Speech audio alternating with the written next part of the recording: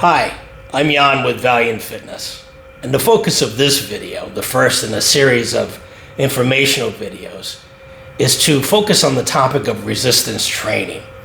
What is it and why is it so vitally important as part of any fitness program? When it comes to fitness training, we believe at Valiant Fitness that the focus needs to be an integrated approach. For example, there are folks that perhaps like to run, and that's essentially their focus. Others might do other activities. They swim, they golf. If they do focus on exercise, perhaps yoga, or they do some weight training. What we're talking about by the integrated approach is making sure that your cardio, aerobic conditioning, is also very much present along with resistance training and strength training. Now, there are many different types of strength training, resistance training, which could involve using dumbbells, kettlebells, stretch bands, perhaps a machine at a gym, on a circuit, that sort of thing. Also could be body weight exercises using gravity, yoga, Pilates, all those sorts of things. But in general terms, there is some overlap between different types of exercise, between running, if you will, and some forms of conditioning, strength conditioning, but not completely.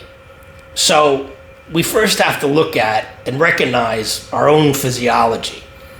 When we become adults, somewhere in our 20s, physically speaking, we hit our peak. Unless you're a professional athlete or someone who's going to compete in some way, somehow, past college, you're probably not training past your mid-20s. Or perhaps organized sports were not for you. You had a different focus in life. At any rate, in your mid-20s, you achieved your peak physically. And you may remember those days where you had a wonderful amount of endurance, energy. You felt good. Aside from a medical condition, you just overall you felt good because you were young. Now, studies suggest that if we stop training with an integrated approach past our mid-20s, there's going to be a significant drop-off in strength as we get older. Some studies suggest after the age of 25, if we just don't do anything consistently, work in the muscles, we can lose between 3 and 8% of our strength over the following decade and continue on like that. Now, of course, if someone has a very physically demanding profession, job, they're not going to have a drop-off. That's something that they have to do as part of their work.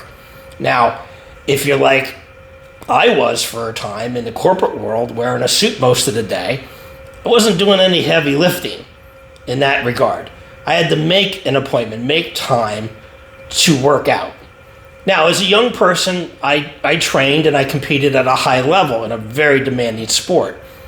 And the lead trainer, Jennifer, she was a professional for many years. In fact, she was a ballerina. Now, that's tremendous conditioning. And when mine was no longer needed past my college years, hers continued on for many years. But when those days are done, whether you were an athlete or an artist or just a regular person, one way or another, we got to keep moving. So remember those statistics again. 3 to 8% per decade, perhaps even more. Now, at the age of 50, there's another variable that really comes into the mix, aging.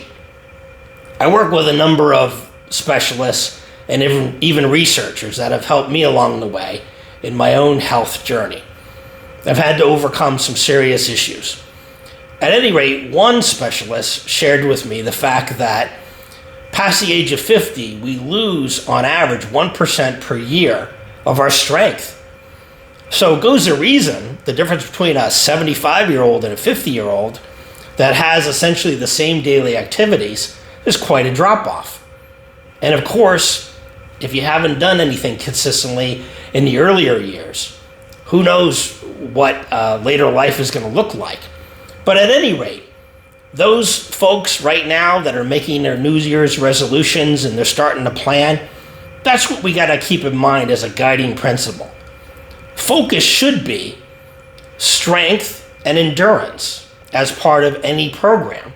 That's paramount.